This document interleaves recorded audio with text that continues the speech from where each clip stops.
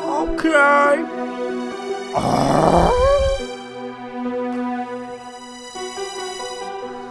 Damn, son, where'd you find this? First off, let me start it off with some facts. 1914 through 1918, World War I was in effect.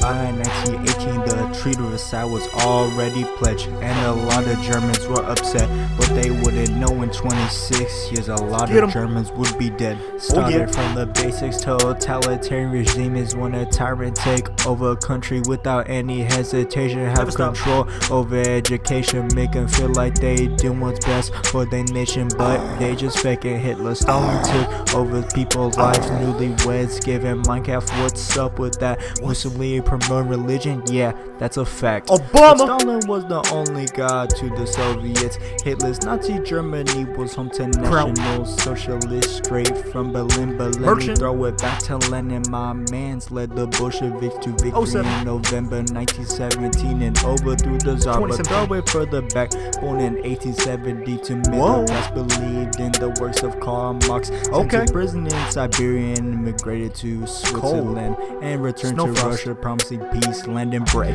And in 1924, when Lenin passed away, Joseph Stalin took power very fast, wanted a totalitarian state and used the violence to get what he asked. Stalin was born in Georgia, Russia, to an abusive father and joined the Bolsheviks in 1900, then adopted the name Man of Steel. When in power, Hitler introduced the 5-year plan and said it would work, but in the end, a lot of Russians would be dead. Then in Mussolini's fascist Italy, there wasn't hardly ever death. Promised to end corruption and restore that order.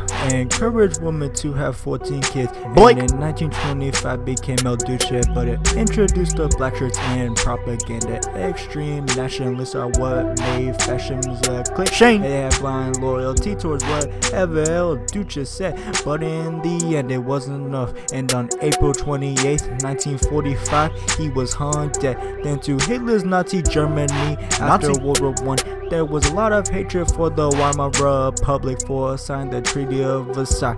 Adolf Hitler was a veteran and was seeing what was going down, joined a group of right-wing extremists, and in a year was the leader of the National Socialist German Workers' Party. Then in 1923 was democratically elected Chancellor of Deutschland. That was the start of the Third Reich. Used terror from the stormtroopers to create havoc and purify the German race. In this process, he expanded his army and broke the Treaty of Versailles.